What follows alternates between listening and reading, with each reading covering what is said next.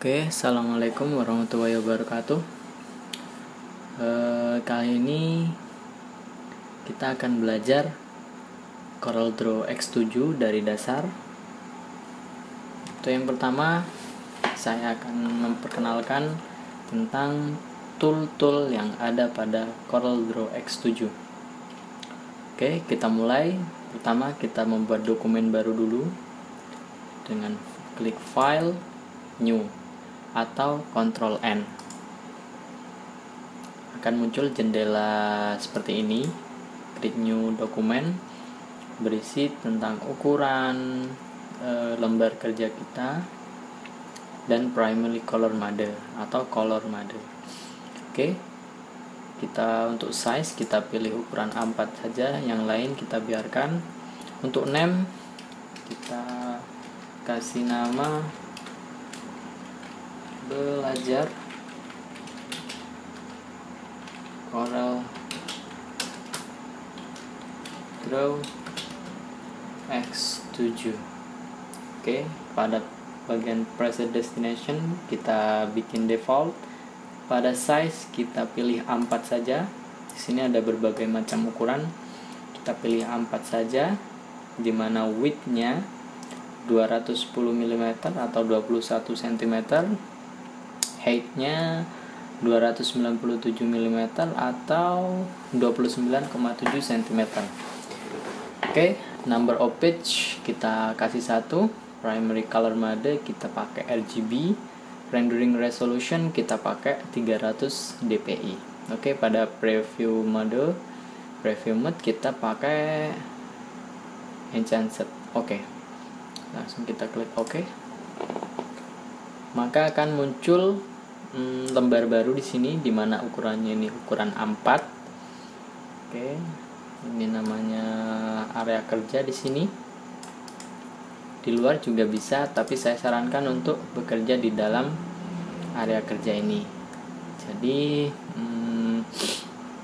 kalau misalkan saya contohkan aja langsung, misalkan kita membuat di luar sini, lalu kita zoom seperti ini. Nah, habis itu hilang. Untuk mengembalikan ke posisi workspace lagi, tinggal kita pilih pada bagian zoom level, kita klik pada panah kecil yang kanan ini, kita klik itu to page, maka akan kembali pada halaman ini. Oke, paling tidak jangan jauh-jauh dari halaman atau workspace ini. Nanti menjaga-jaga misalkan kalau misalkan kita membuat jauh dari sini, oke, seperti ini, kita membuat rectangle merah seperti ini, lalu kita zoom, nah habis itu hilang, kita kembali pada to page, nah, maka susah untuk mencarinya. Jadi saya sarankan untuk bekerja di area kerja sini saja. Oke, saya kenalkan bagian-bagian pada CorelDRAW. Bagian kiri ini ada toolbox, jadi berisi alat-alat untuk membuat gambar di sini. Pada bagian atas ini namanya menu bar. Sini ada menu bar. Pada bagian kanan ini ada berbagai macam. Di sini ada color palette. Kalau misalkan kita klik pada bagian ini, maka akan muncul beberapa bagian, misalkan object properties, ada object manager dan lain sebagainya. Oke, saya kenalkan dulu fungsi dari toolbox satu persatu. Untuk pertemuan kali ini saya akan menjelaskan dari pick tool sampai artistic media tool. Oke, langsung saja. Fungsi dari pick tool itu sendiri, kalau kita arahkan pointer di atas pick tool, maka akan muncul tulisan select position or transform object. Artinya pick tool itu sendiri adalah untuk menseleksi. Kita contohkan seperti ini. Nah, jadi untuk menseleksi, misalkan kita membuat dua bangun seperti ini. Nah, fungsi dari pick tool itu sendiri adalah untuk menseleksi. Oke, untuk menseleksi seperti ini. Fungsi yang kedua ada position, artinya untuk mengatur posisi. Kita geser ke kiri, ke kanan, ke atas, ke bawah. Misalkan kita klik satu kali lagi untuk memutar seperti ini. Oke. Yang ketiga ada transform. Transform itu sendiri ya saya contohkan langsung. Misalkan kita klik 2 kali, lalu kita geser seperti ini. Nah, itu artinya untuk mentransform, merubah bentuk. Oke, untuk fungsi dari pick tool sendiri. Saya selanjutkan pada shape tool. Oke. Di situ ada tulisan edit a curved object or text character by manipulating nodes. Oke. Saya contohkan lagi untuk membuat rectangle seperti ini, membuat persegi panjang. Lalu kita pakai shape tool, kita geser seperti ini. Maka sudut-sudutnya akan berbentuk tumpul ya. Nah, oke. Itu kalau misalkan rectangle kita masih dalam bentuk rectangle. Beda halnya ketika kita sudah convert jadi kurva, klik kanan convert to kurva atau Ctrl Q. Oke, kita klik seperti ini lalu kita pakai shape tool, maka fungsinya sudah beda. Jadi fungsi dari shape toolnya sudah beda, jadi untuk menggeser titik-titiknya seperti ini. Oke, misalkan saya membuat pen tool, dari pen tool buat segitiga seperti ini. Nah, jadi fungsi shape tool adalah untuk menggeser titik-titik ini seperti ini. Oke, jadi untuk memudahkan. Oke, itu fungsi untuk shape tool. Kalau misalkan pada teks, misalkan saya buat seperti ini, add design, lalu kita pakai shape tool, maka akan muncul tanda seperti ini pada pojok kiri bagian bawah dan pada pojok kanan bagian bawah ada muncul simbol seperti ini. Kalau misalkan kita klik tahan lalu digeser, nah jadi akan seperti ini. Nah, oke. Kalau fungsinya yang di kiri bawah, misalkan add design, saya tulis add design lagi. Oke, kita arahkan ke shape tool. Jadi fungsi pada yang kiri bawah ini adalah untuk menggeser ke atas dan ke bawah, sedangkan pada bagian kanan bawah untuk menggeser ke kanan dan ke kiri. Oke, itu fungsi shape tool ketika saya aplikasikan pada teks. Oke, saya lanjutkan. Di bawahnya lagi ada crop tool. Remove the across outside of selection. Tapi biasanya jarang saya pakai. Saya lompati saja pada bagian zoom tool. Oke, zoom tool adalah change the magnification level of the document windows. Artinya zoom tool itu kita sudah tahu, zoom itu untuk memperbesar atau memperkecil. Nah, seperti ini. Kita zoom, kita klik pada zoom out. Nah, oke. Jadi untuk memperkecil. Oke, zoom in untuk memperbesar seperti ini. Namun ada cara yang paling gampang untuk di sini, yaitu dengan cara men-scroll saja pada mouse. Oke, seperti ini. Scroll ke atas untuk zoom in, scroll ke belakang untuk zoom out. Oke. Saya lanjutkan pada pen tool.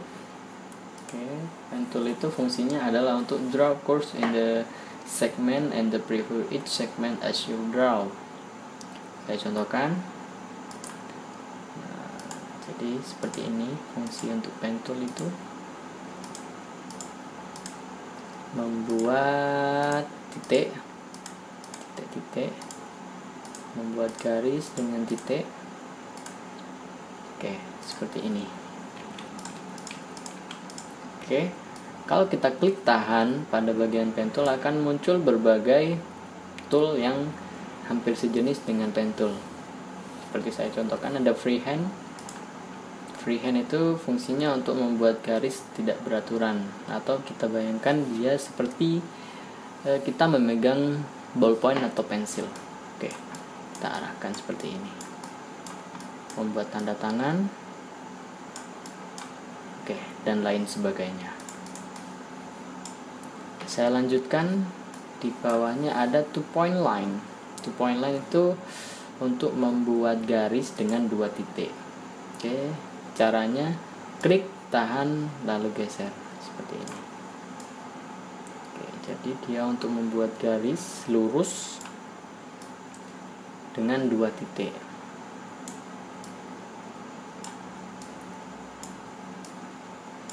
Oke, seperti itu. Saya lanjutkan, di bawahnya ada bezier. Nah, bezier itu fungsinya seperti ini. Untuk membuat garis lengkung, caranya dengan klik, tahan, lalu geser. Klik, tahan, lalu geser. Oke, seperti itu. Saya lanjutkan, di bawahnya ada pen tool. Pen tool itu sendiri tadi untuk membuat garis dengan berbagai titik. Saya lanjutkan saja pada bagian B-spline. Oke, cara penggunaannya klik, tahan, klik 1 kali, geser, klik, geser, klik, geser. Oke, seperti itu. Untuk mengakhirinya kita klik 2 kali. Oke, seperti ini. Itu fungsi dari B-spline. Saya lanjutkan pada polyline. Oke, polyline ini sendiri, poly itu banyak, jadi line itu garis. Jadi untuk membuat berbagai garis lurus. Oke, seperti ini. Cara penggunaannya tinggal klik, geser, klik, geser, klik, geser, dan klik, geser. Oke, seperti itu. Saya lanjutkan pada 3 point curve, artinya untuk membuat garis dengan 3 titik. Oke, cara penggunaannya klik, tahan, lepas, geser. Klik, tahan, geser. Oke, seperti itu.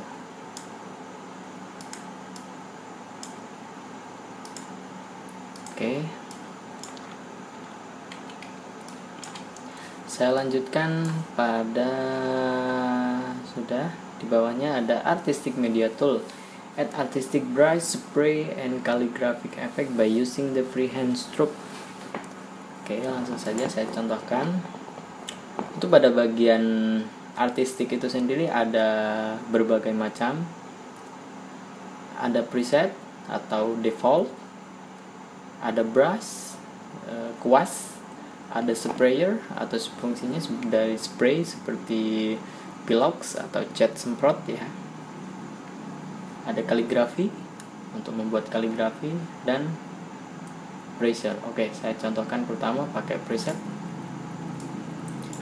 Oke, seperti ini. Di sini ada berbagai pilihan macam. Misalkan seperti ini. Oke, itu pada preset. Saya lanjutkan menggunakan brush. Oke, untuk brush sendiri ada berbagai macam pilihan. Misalkan saya coba yang pertama. Oke, yang kedua ada titik-titik. Oke, misalkan ada bentuk seperti serabut. Oke, mungkin tidak terlalu kelihatan. Nah, itu seperti serabut. Di bawahnya seperti tali. Oke, ada titik-titik. Oke, dan lain sebagainya. Di sebelahnya ada sprayer. Oke, di sini juga ada beberapa pilihan dari spray. Oke, misalkan kita membuat bentuk seperti ini.